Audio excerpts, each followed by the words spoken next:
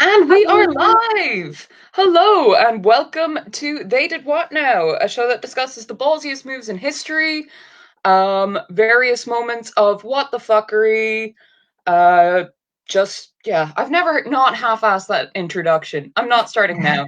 People who do weird shit throughout history, in the name of either out of defiance, pettiness, or just plain fuck it, why not? So with me today, I have drag king extraordinaire, one of the superstars of the Dublin scene, Mr. Enda Danite.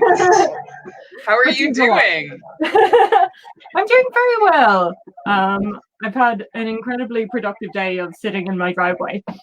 Okay, fantastic. Cool. I had a very productive day of sitting outside in my back garden and taking various U quizzes.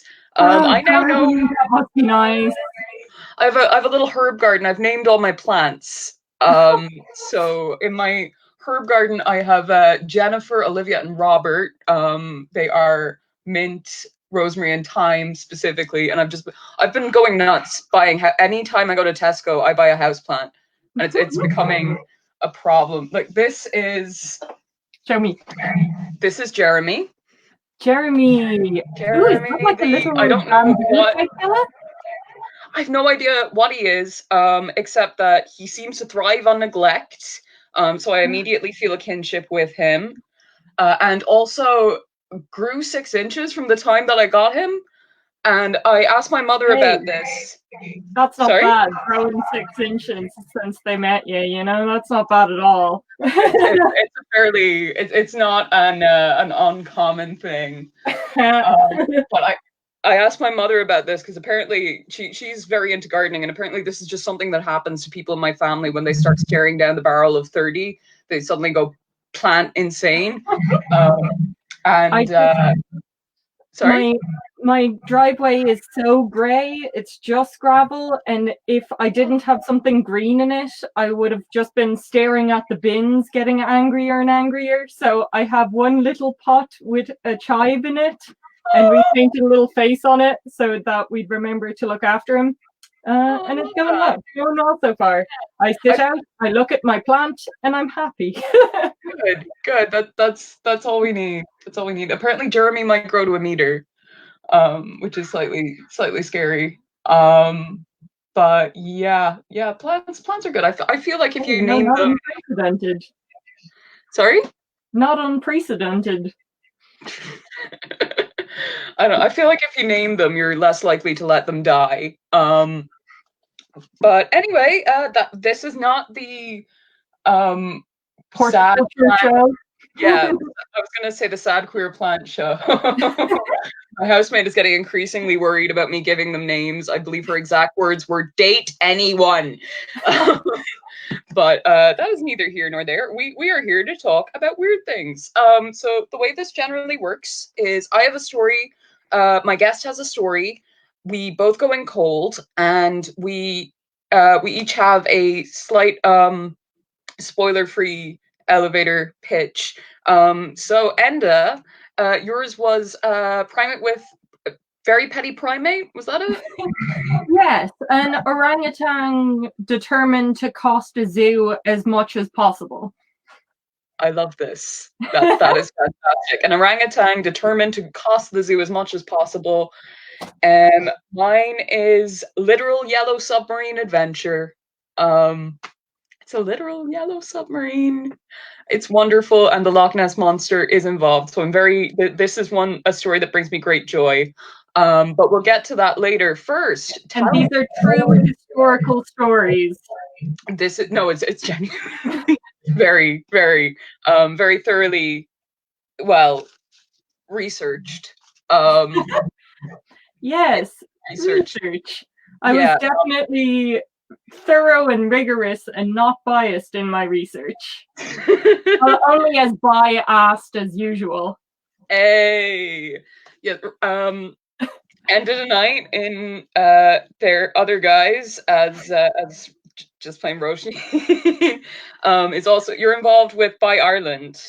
Yes, I'm on a slight vacation at the moment, but yes, I have spent my years being aggressively bisexual.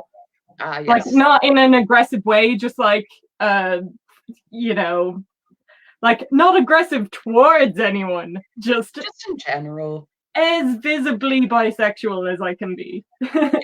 I would consider myself aggressively bisexual, but only towards inanimate objects that don't work. That's where the aggression comes from. I'm generally quite in your face bisexual. But anyway, So you're just orangutan. scaring your plants into growing, basically. Fucking Jeremy, bitch, you grow. Photosynthesize, motherfucker. But yeah, you're as well as that, you're very into animal rights. When I think the first time we properly hung out, you were talking about making an entirely vegan party in Dungeons and Dragons, or a vegan campaign in Dungeons and Dragons. I wanted Aarakocra to go after an archer as a vendetta for using the feathers. Ooh. Yeah, that is just right. DM take me. Sorry, I talked over you there. Yes, bird thing for non-nerds. Anyway, so tell me all about this orangutan. Tell me. I really need to know. So he was born in 1975. You know, a groovy year to be born in the San Diego Zoo to Bobby and Maggie. Although he did not stay with his mother Maggie very long, he got taken away from her. Maybe because she was trying to smother him. Maybe not. Who knows? Literally or metaphorically. And he was named after the zookeepers who took him away. So Ken something and Alan whatever. You know, they're not important. Sorry, I'm just going to cut in again for 1 second. You were also dressed as every single person in this story, is that right? Like a strange mixture of the characters. If you're going to tell a story about an orangutan, you have to be a ginger for it. Of course. I may have done something slightly unvegan. This teddy, I did not buy to care and love and, you know, show affection towards. I bought him to harvest his fur to adorn my body. For a different look, I was being a fox hunter at the time and needed the biggest, bushiest, you know, being a fox hunter in a, you know, critical, you know, making fun of way, not a very drag way. I saw it. It was incredible. Like I was absolutely blown away by that performance, and I continue to be, even though I've seen it a couple of times. That night was just fab. Not to get too off topic, but it was like a legendary Dublin lesbian line fundraiser, and the place was chock-a-block with lesbians, like just gorgeous ones. And I was wearing the most effective lesbian repellent there is. I had ginger mutton chops out to here, and I was dressed as a fox hunting Tory. You also won the arm wrestling competition. I did not. Right? I did not get to play. I wish. You're thinking about every other time you've seen me out, and I've been arm wrestling someone. Yeah. You beat comedian John Spillane in an arm wrestling competition as well. One half of the Inside Boys, who are often on Quarantathlon on this channel, and I just John, if you're watching, I just want to remember that. Anyway, back to the orangutan.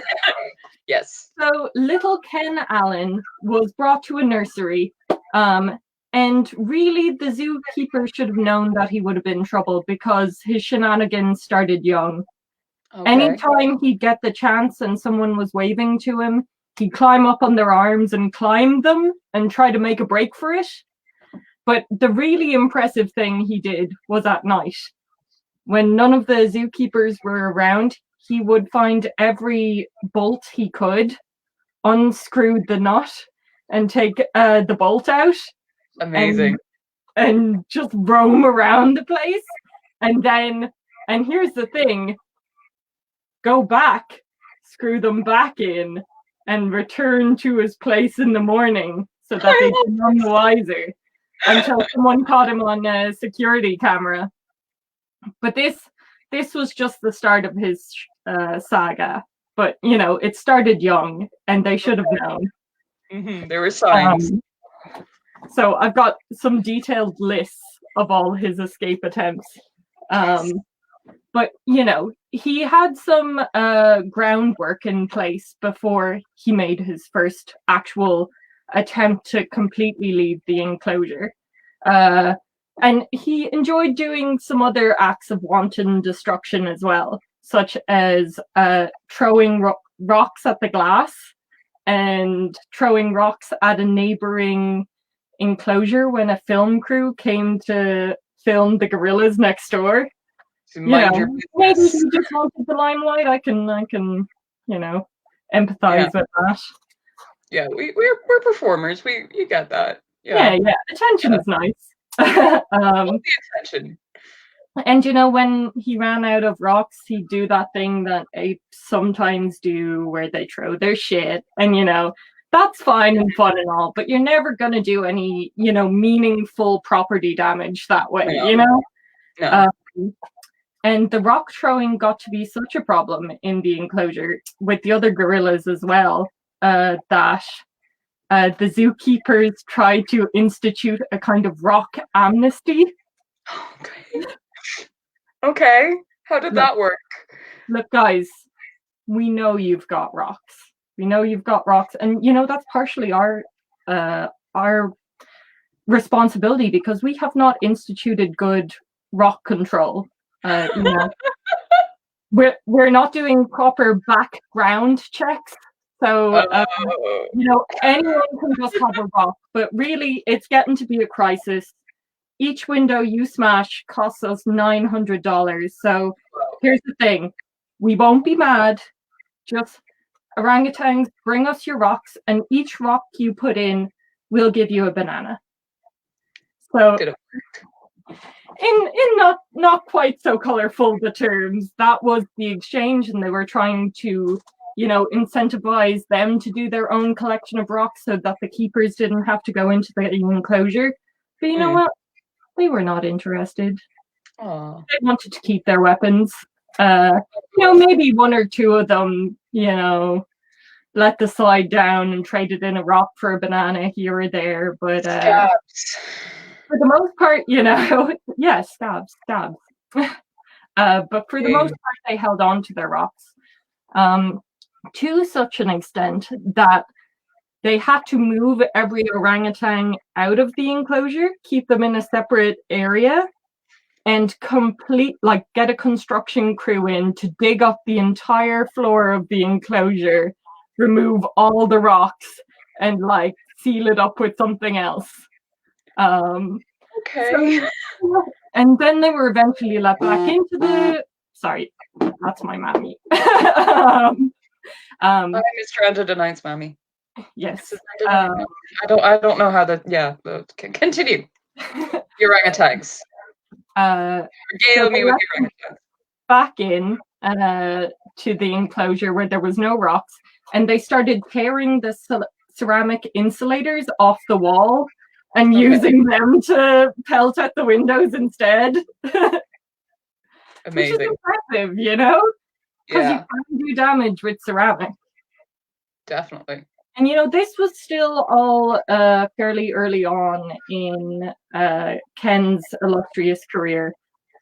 He was young, he was a teenager, you know, not making any real attempts at getting out, but just mad and, you know, lashing out at the whole system. But then, you know, as he grew older, he started getting real about it and started putting in some groundwork. Zookeepers are quoted as saying they observed him constructing a ladder out of fallen branches, and that he was really methodical about it. He'd put the foot of the ladder on the ground and hammer it with his hand to make sure that it was stable and sturdy and would hold his weight, and then perched it up against the wall, would climb to the top, and then climb back down because it wasn't time yet. Interesting. So this is a trial run. This is Yeah. Ken Allen rehearsing. Okay. And so when he first made his first attempt in July 1985, no, yeah, we care about dates in this show, so I'm gonna get it. Yes, absolutely. Accuracy is totally our thing. Yes. I did not Counts. spend all day taking U quizzes and Sorry, finding out it was June 13th. July would June 13th. He managed to get out, but nobody knew how. The ladder that he had been using was nowhere to be seen. Okay. So maybe he covered it up, maybe not, but the zookeepers ruled that out. And, they looked around the enclosure. They put him into isolation after they got him back inside an underground cellar, which is sad, but it also a little bit makes me think of the scene in Hannibal Lecter, like the Silence of the Lambs with Hannibal underground. They had a special isolation room for him in the basement with one black and white TV that showed one channel. I don't know why they had a TV for him, but I guess he needs some sort of stimulation. Yeah. Oh, poor Ken Allen. But I love the idea that the ladder was a decoy. Yes, a decoy, or he used it, then deconstructed it afterwards to cover his tracks. Either of those are brilliant options. But I feel the weren't gonna admit this. They chalked it up to human error, saying someone must have left a door open or something. Although upon investigation, all the doors were secure. But they put him back in and they raised the wall by 4 feet just in case he had gotten over the wall, just in case. And that was his first attempt. He was fairly docile when he got out. He just, hung out with the people in the zoo, didn't cause too much trouble. Plenty of times, apes have just gone ape shit on someone, exacted some revenge, but he was pretty chill. Maybe he was just doing some reconnaissance this time. Biding his time. But, they didn't know how he got out. So when he got out again in July, they were equally baffled. But this time, instead of just wandering around the zoo, he went over to another orangutan enclosure and did one of his favorite things, throw rocks at him. An orangutan called Otis. I don't know, maybe Otis was just a jerk, I'd like to think that Otis may have been one of the scab orangutans who took the animals. Yeah, he might have been. But the zoo, I don't know, humans are a bit, they think that animals, follow the same heteropatriarchal system that we do. And so they figured that he must have hated Otis because Otis had several females living with him and Ken didn't have any. And it's just like, you guys. Incel Ken, no. Yeah, they were just like, so, they put that in the back of their head. And then when he escaped again, the next month in August, they sent a team of spies in because they realized that he would never escape when a keeper was watching. Oh, are you still there, MJ? The spies. They've got you there for a little bit. So they sent spies to look at them. So the spies would be the least cool spies you can imagine. They were zookeepers trying to be dressed as tourists. So they had fanny packs and jeans and Hawaiian t-shirts. Oh, this is wonderful. And they would set them to be walking around amongst the crowd and raise the alert if ever they did see Ken up to anything. Because, it was like 3 times in 3 months. It was getting out of hand. But their other means of trying to incentivize him to stay was equally heteropatriarchal and creepy. The zookeeper in chief was quoted as saying that they wanted to change his wanderlust into just regular lust. Ooh. Hey. He may as well have been saying the only way to lure an orangutan is with the smell of poontang.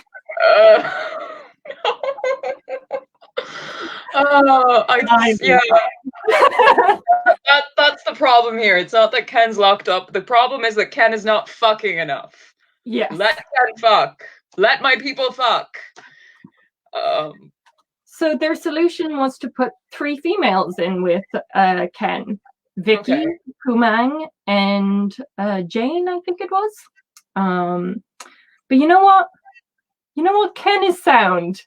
And Ken doesn't think that women are rewards for being complicit in the system, man. He knows that they are comrades in arms for the struggle for liberation. Okay. And this oversight was the fatal flaw that allowed him to make his next mistake. Because after the second and third attempt, they had been doing more construction and putting in more measures to stop him getting out. Raising the wall, smoothing it out. And when they had been left in, Ken found something that they had left in there. And one of the Hawaiian spies spotted this. There was Ken standing with an honest-to-goodness crowbar. And he broke this spy, this, James Bondi Beach broke a sweat. He was panicking because, he had seen what Ken can do with rocks. He's seen what he can do with shit. He's seen what he can do with branches. Ken with a crowbar is a catastrophe. He was about to make the call to evacuate the entire zoo. When maybe our boy Ken clocked him and then so coolly tossed the crowbar aside with disinterest. Okay. And this was enough to put our Ace Ventura wannabe at ease. And little did he know that, Ken isn't the only one who's a threat. Ken had tossed the crowbar within feet of Vicky. But since none of the spies considered Vicky a threat, Ken was really turning the tables. Instead of him being the muscle of the mission, he was the eye candy, and she was the muscle. So Ken made his way to the other side of the enclosure, and the spies followed.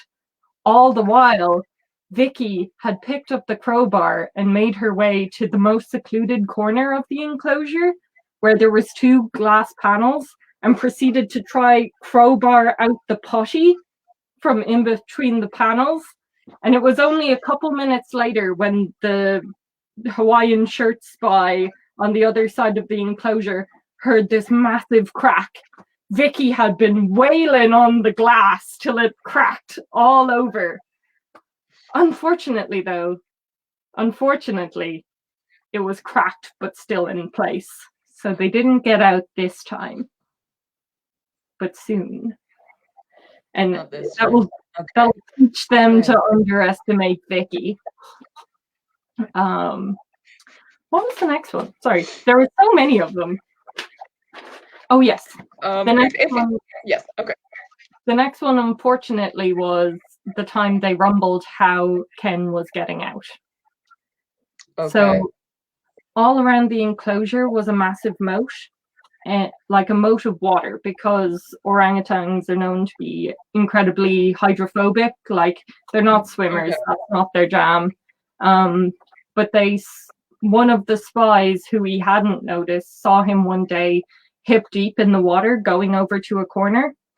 And, you know, they were still fairly confident that he couldn't get out because that wall had been smoothed over so many times. Like, it was Carlos Santana smooth, you know, it was, know, no one could get a handhold in there.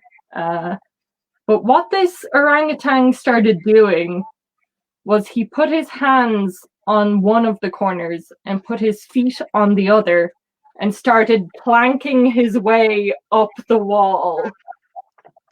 Beautiful. You could say they caught him red-handed planking the monkey. I'm sorry, that's not funny. Yes, it is. It's fine. Orangutans are, of course, apes. Yeah. So, on that topic, we have a comment from Naomi Lee, who wants us all to be ape, do crimes. Do crimes. Be ape, do crimes. Yeah. Sorry, the puns are great, but we do have a no chanting rule. Oh, okay. Sorry. I'm sorry. No, we don't really. It's just it's something I say to piss Ali O'Rourke off, but you know. I just have real jock energy, you know.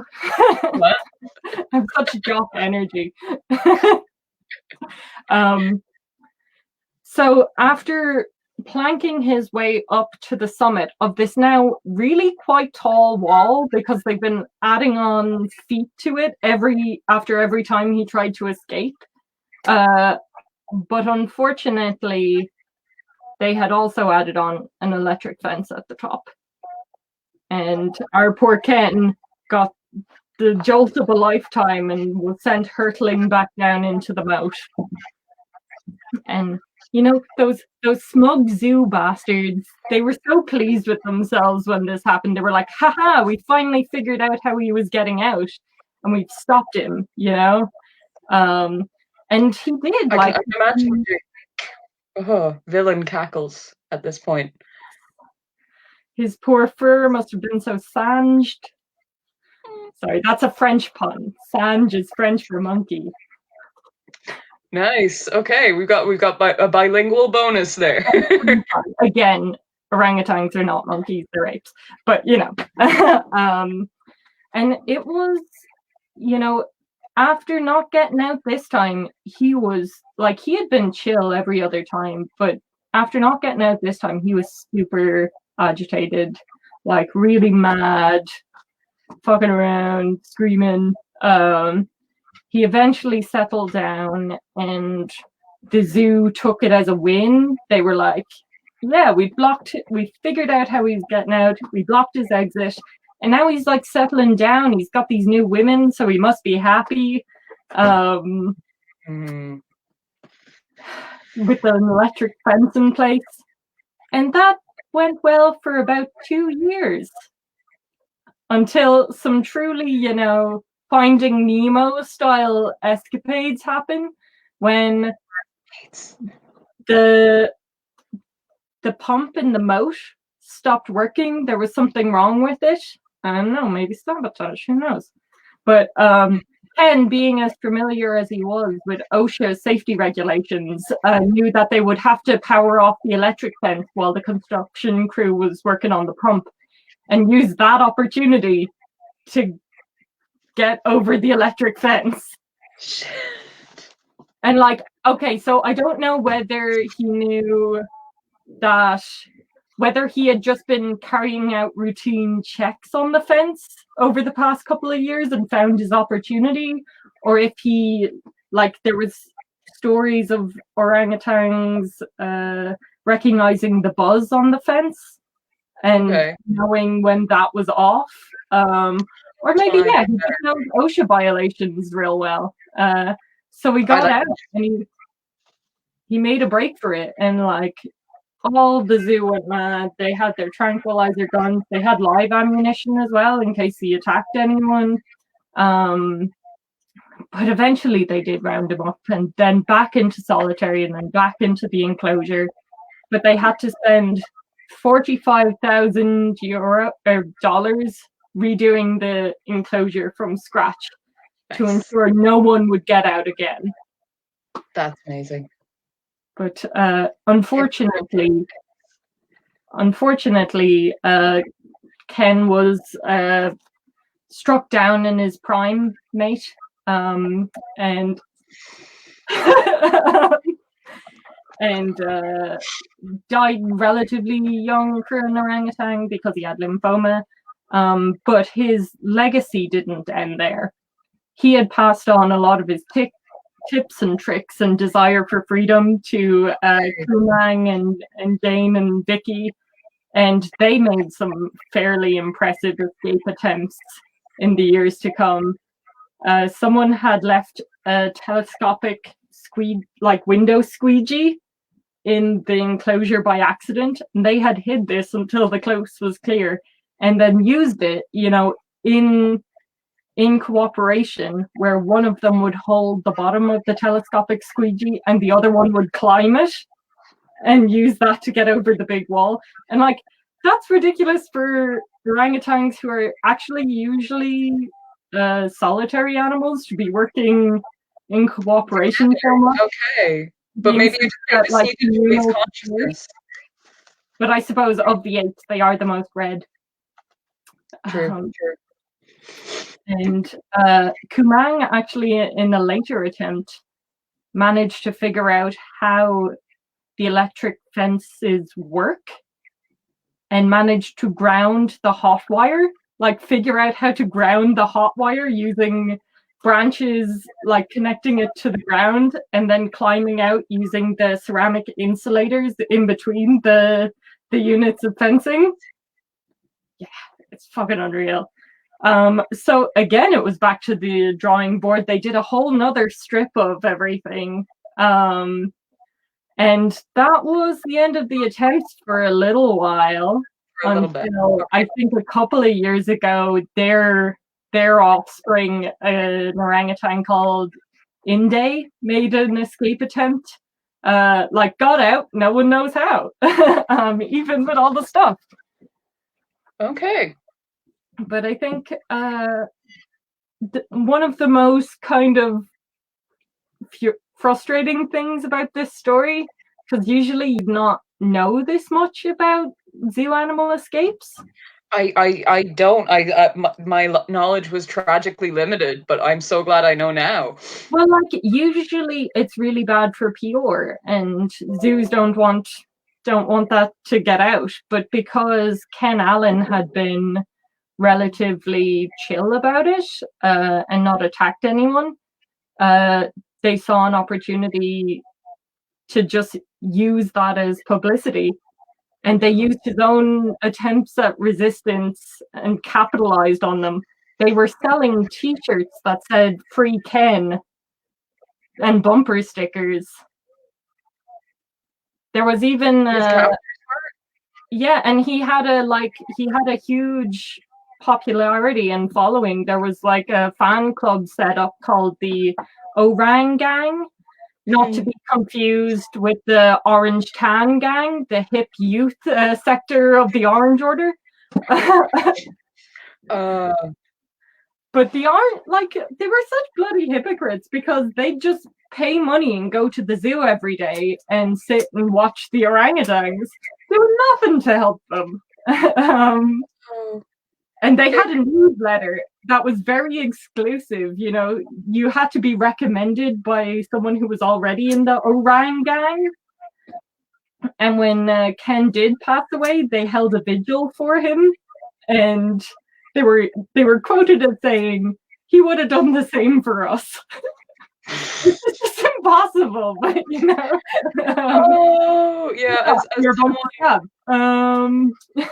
as someone who hung out in fandom for way too much of their teenage years, I wish I was surprised by that behavior. There's definitely a comment to be made there about the commodification of resistance that I have too brain fogged to make. But holy shit! How are we doing on time, MJ? We can go a little bit longer if you've got. Because I think probably the most hilarious and impressive and best way to sum up this story is actually someone wrote a song about it. Oh my god, okay.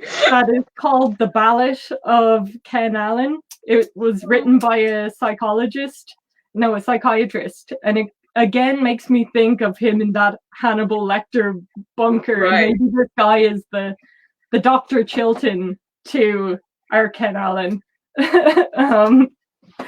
But it sums up how he became so popular, because he was like, the Americans loved his quest for freedom, you know, and completely bought into this whole thing of once he had the females, he was happy. They love a rebel until they try and change anything. Yeah. Sad. But if you don't mind, I do not have the rights to the music, so I might present and perform a dramatic spoken word version of this song. Amazing. Do it. Do it. Do it. Do it. Do it. Do it. Do it. That's not a chat. That's peer pressure. Do it. I gotta find the lyrics. Okay. Vamp for a sec. I should have had these ready. Vamp? Is this a thing? Oh, we can bring up a comment from Naomi. A comment from Naomi Lee again. Bilingual bisexuals, is there anything they can't do? Yes, we are. Is there anyone I can't do? Amazing. The answer is yes, because you know. But exactly. you know. Yeah. Yeah. But that was some high energy stuff there. Yeah, bilingual bisexuals, is there anything they can't do? Sit properly. No. Oh fuck. What? Yeah, no, I'm fine. My room is very small. There's some strange angles. Bollocks. But I can only find this again. I really should have written this down, and I am sorry to be doing this. That is absolutely fine. It'll be worth it, I swear. Yeah. I have utter faith in your taste in orangutan related ballads written by psychiatrists. If there is one thing I know to be true about you, is that you have excellent taste in that particular rather niche genre. Haha, yes. One moment. Yeah. My internet is very slow because I have 45 tabs open. Yeah, that's how my brain feels most of the time. So fair. My internet is fantastic because one of my housemates is a professional Tekken streamer. Tekken? Yeah, as in the fighting game. Check out Fergus McGee on Twitch, I guess. He's really big in Pakistan. I recall. Yeah? You got I'm sorry, I can't find it. It is not here. No. If I find it at the end, would you mind if I hop back in? That's fine. If you find it at the end, absolutely. Or if you want to send it on to me, and I'll put it up as bonus content on the page. Yeah. I mean, the video is great. You know, it's really 80s. He clearly got his like crystal method looking, you know, mullet synth player friend to help him out, and it's just about 80s things everything. Okay. Well, thank you so much for bringing that into my life. That was a thing of utter joy.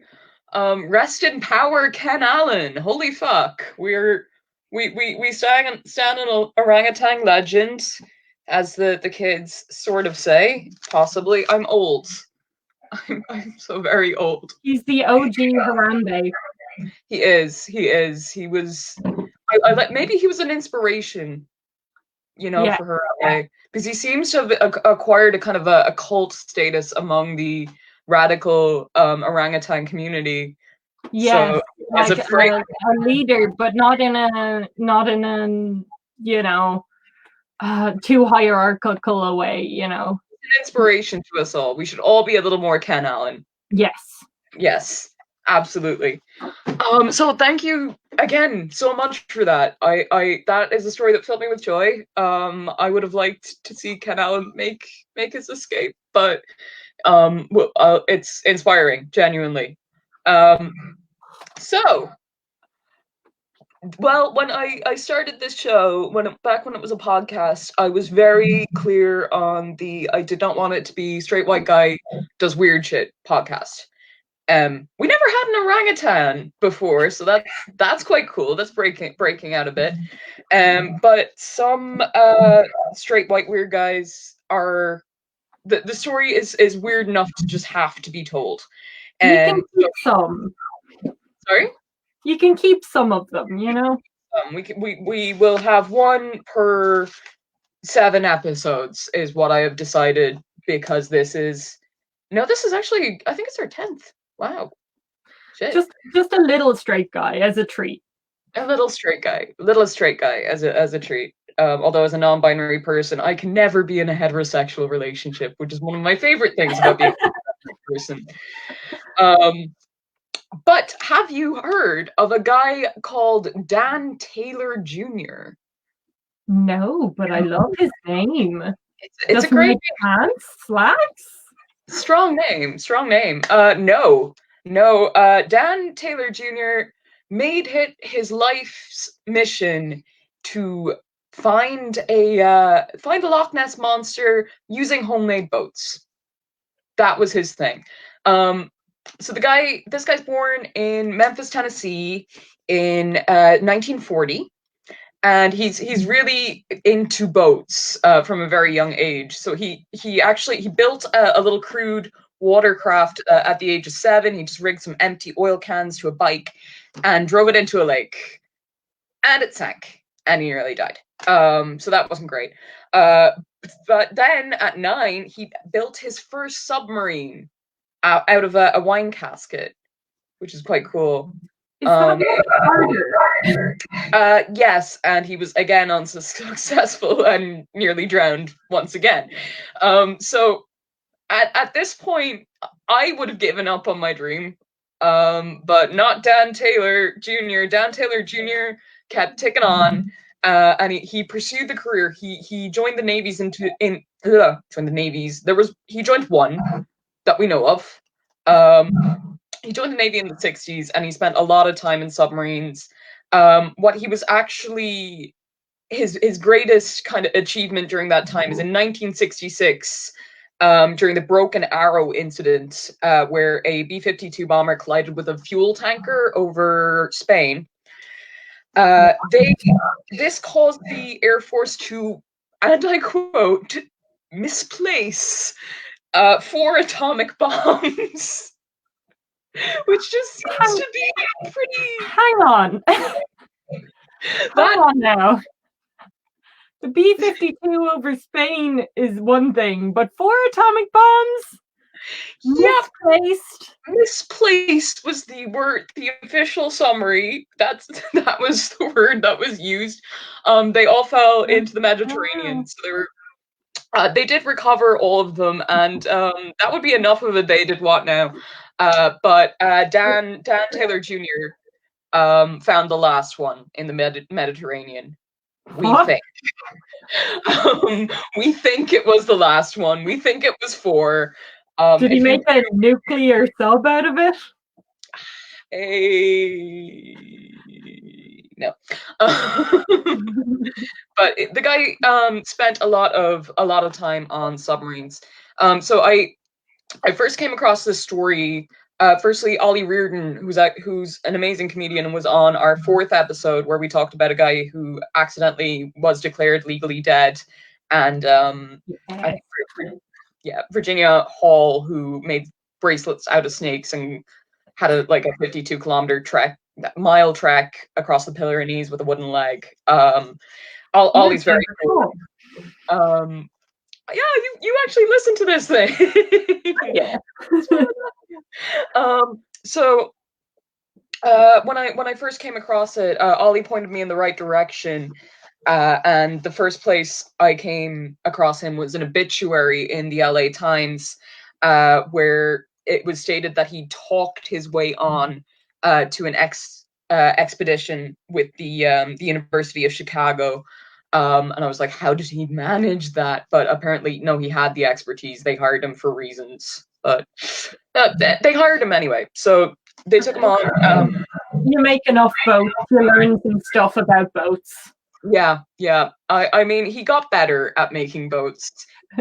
Ish. He got better-ish at making boats, as we will find out. But he joined the University of Chicago. This guy called Roy Mackal, I believe. Sorry, I am consulting my notes. Notes are good. A hack and a fraud. So yeah, it was an exhibition to find Nessie. They were actually looking for the Loch Ness Monster. They managed to get sponsorship from the World Book Encyclopedia.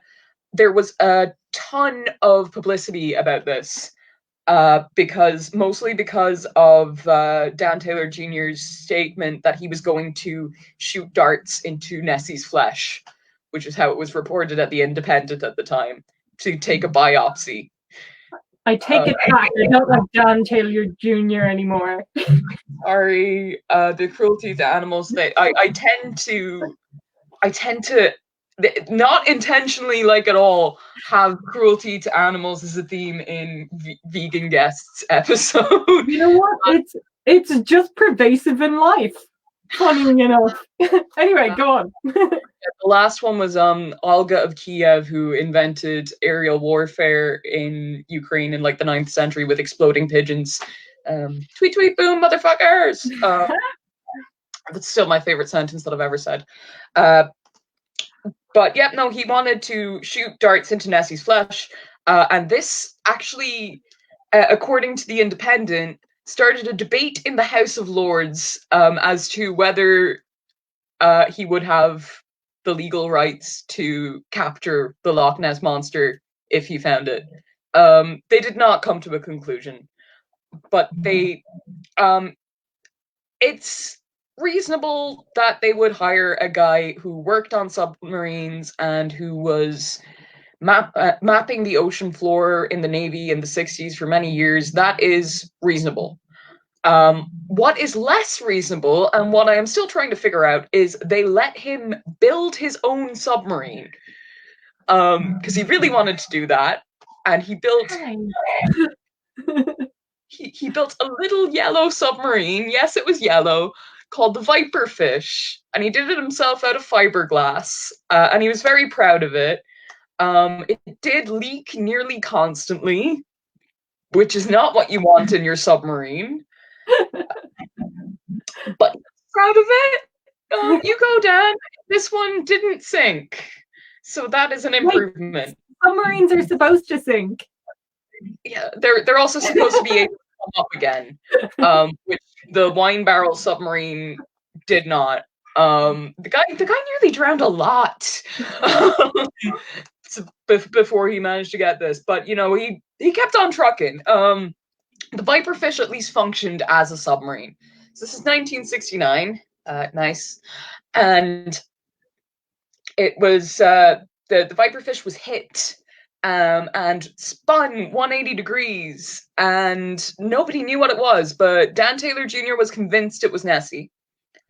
He was absolutely convinced that the monster had come to say, in his words, say hello. Now, to me, if the Viperfish was hit and spun 180 degrees and went shooting off, I would not call that a hello. I would call that a get the fuck out of my lake.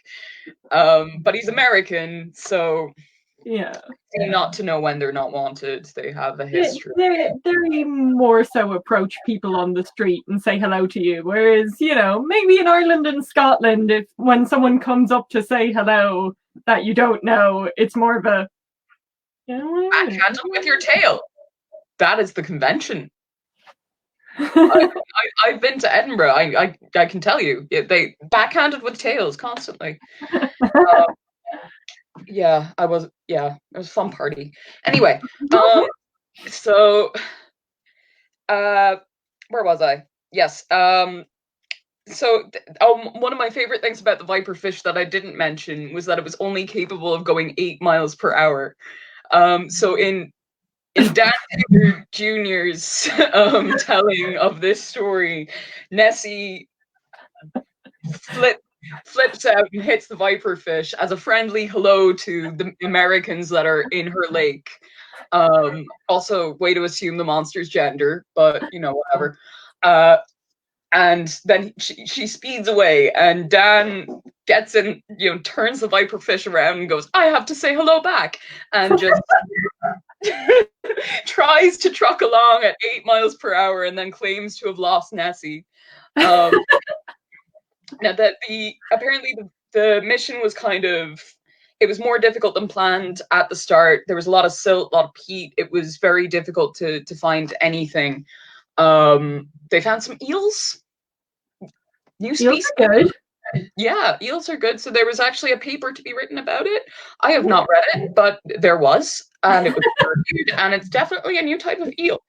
But after this, Dan leaves the submarine life for a little bit, and he retires, and he runs a restaurant in Memphis called the Aquarium, because he likes. Of course. It was famous for a giant fish tank, and Elvis was a fan of it, actually. I'm picturing a very Troy McClure kind of. He's got an unhealthy relationship with fishes, kind of aesthetic. I will not. He was married to a woman called Margaret, but that doesn't mean anything. Anyway, octopuses are very good at disguising themselves. I'm just saying. Yeah. Notoriously so. Actually, I really off topic, but I got my nephew a toy octopus for Christmas last year, because I talked to people with toddlers. I don't know what to do with toddlers. Say, yeah, my kid loves his octopus. He snuggles into it and he bashes it around. And octopuses are great. The second the kid got the octopus out of the box, this kid is he's just going to hit 18 months in June. He took the octopus out of the box and immediately started beating the shit out of it. Just immediately. And then got bored, as toddlers are wont to do, got bored of it, left it, came back an hour later and said, "Oh yeah, I remember you, I hate you," and beat the shit out of the octopus again. And yeah, he's apparently been doing that on and off since Christmas. And last week, too many legs, you bastard. So I mean, at least he is entertained. He is engaged with it. It's stimulating. Anyway, yes. Whether Margaret is an octopus or not, we cannot cast aspersions on that. We don't know. We just don't know. Nobody's interviewed her about it. She's been the silence is deafening, quite frankly. So Elvis was a fan of it anyway. So he did this for a few years, quiet, kind of family Southern life. What was that? Nothing. I am also a human and not an octopus. Doing human things. I'm just saying, it's easier than you think. You know what? You live your life, and you can come out when you're ready. Okay. Tentacle pride, tentacle rights are. Yes, hentai. Sorry, that is a yes, honey. It's not. Anyway, you were saying. Okay. What we're getting is Enda is not an octopus, and anyone who says otherwise is committing vile slander. Anyway, so in 1996, unfortunately, Dan Taylor Jr. has a heart attack and a stroke, and he sort of has this near-death experience and comes to the realization that no, what he's meant to do with his life is find Nessie. He's decided this is now his life's mission, and he tries again. He tries to build another submarine. So this one's called Nessa. It's 44 foot long. It is again yellow. He just likes yellow. And he sinks so much of his own money into it. He sinks $200,000 into building this. Sinks it in. Sinks it. Yeah. That submerged. Yeah, that was totally intentional. I am very clever. I will never beat you on the pun. So he was asked about this because this is kind of a nuts thing to do, and apparently gonna quote him here talking to the Virginia Pilot, which is the name of a newspaper. Weirdly, I don't know if that's a convention in the States, but apparently, really, this whole thing is about building a boat. I mean, that's also been his dream. Yeah, I mean, the guy really just wanted to build a better boat, and we cannot fault him on that. Now, unfortunately, Dan Taylor Jr. died in 2005. He died from complications of surgery. That was heart surgery, aortic aneurysm. They were trying to repair it, and he died.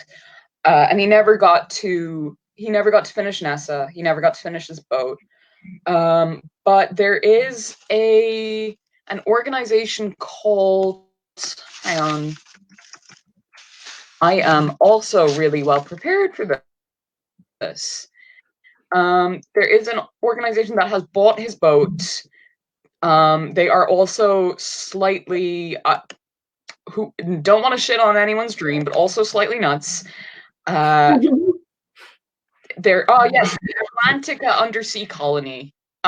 They want to, apparently, Dan Taylor Jr. had a protege called Vicky Mudd, who, yeah, I know, who was just also very into building a submarine, and sold it. He left NASA to Vicky Mudd in his will. She called it the Dan Taylor Jr. 2, and sold it to this organization that wants to start an underwater colony, which I think is it's enough of a moonshot to. I think Dan would be happy with that. I mean, I can't think of a better place to send colonizers than to the bottom of a lake. Get in the sea. They're looking to do it under the Atlantic. So Atlantis, yeah, basically. I mean, they're not looking for Atlantis as much as they want to build one, I think. I don't know. I sort of, my research for the last part of this was not great. I was, again, very, very brain fogged today. I left it entirely to the last minute, but that is the story of Dan Taylor Jr. Very good. He had a dream. He built his boat. Well, he didn't build his final boat, but he got there, you know? I like that both of our stories had someone passing down their legacy, their dream, to a protege called Vicky. Yeah, I like that. It's a nice little bit of symmetry. We don't know that Vicky the orangutan's second name wasn't also Mudd. You know, maybe given her proclivity for throwing shit. I don't know, but I know nothing about orangutan naming conventions, so that may be true. You know, I cannot say otherwise. Okay, so what have we learned? Ken Allen the orangutan, fucking badass and inspiration to us all. Try. I'm sorry, I cut off his arms. I feel terrible. Arms? I thought this was like a shit what my hair is. Come on. It's just his arms. It's a quarantine. You use what you can. That is a mullet. I feel better about my homemade haircut already. It's like a bob. It's growing on me, I gotta say. Well, it should. Yeah. Okay. Yeah. Sorry, I interrupted you. So we've learned that Ken Allen the orangutan is a fucking badass and a revolutionary and an inspiration to us all. Rest in power. If you try really hard, you might not be able to find the Loch Ness Monster, but you will build a boat that doesn't sink and nearly kill you. And I think that's maybe the real Loch Ness Monster was the seaworthy submarine we built along the way. Okay. Sorry? And of course, if you build a submarine, you have to paint it yellow. Because yes. What are you doing if you don't? Of course, absolutely. I like to imagine actually Dan Taylor Jr. in the Navy, you know, with his fucking jarhead haircut, looking for a misplaced H-bomb. It's just a sentence that nobody should ever say. I feel like we need to come back to that at some point, but yeah. We may revisit it in a future podcast, but we did myself, Brian Cheadle, and Ali O'Rourke did a space special, and I am for focusing on the American space program, which is still up, I think, but it's yeah, I don't want the podcast to turn into the American military does the dumbest things, but I mean it might. It's quarantine, baby. We're just taking along. Thank you so much for having me on. No problem at all. Is there anything in particular you would like to plug? Oh yes. Fuck this, I should have ready as well. But I am going to be part of GCN Eurovision party live stream. I'm going to be doing something very bi themed, but also Eurovision themed. I may well be mixing wine with a vitamin C tablet.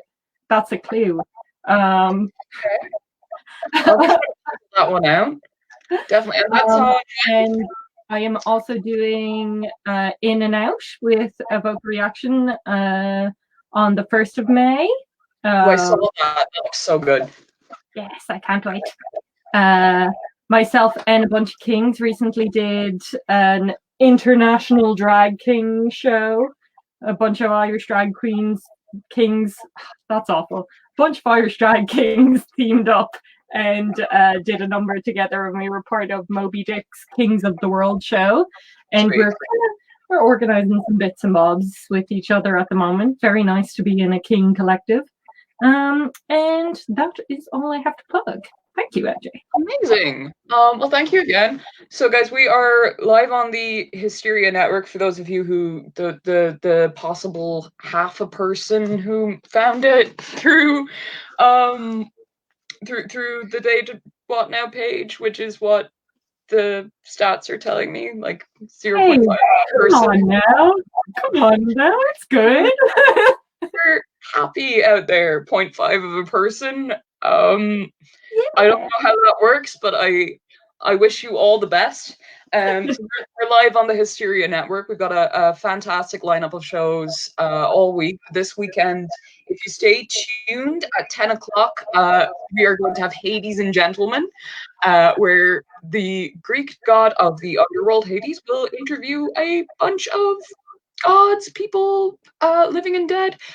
This week, we have Christopher Hitchens. It's so good.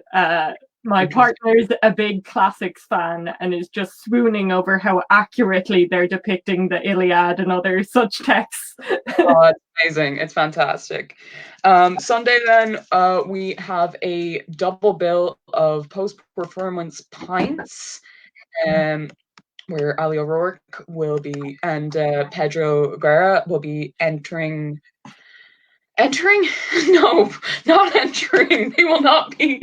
They will be interviewing some. MJ, what will they be entering? It's been a long day. Someone's got some quarantine and feelings happening. Everyone does. No one is coming out of this quarantine into more vanilla shit than they were in when they entered. I will leave it at that. So yeah, there'll be a double bill of that. I am trying to find out who the guest is, and my phone, my computer is freezing.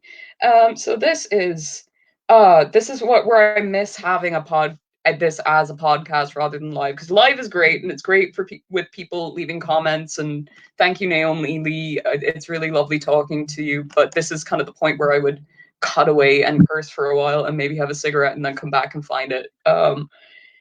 So who do we have on? This is a thing. Beep beep beep beep beep. Okay, I feel like I should give up now, but I'm now committed to trying to find out who this is. It is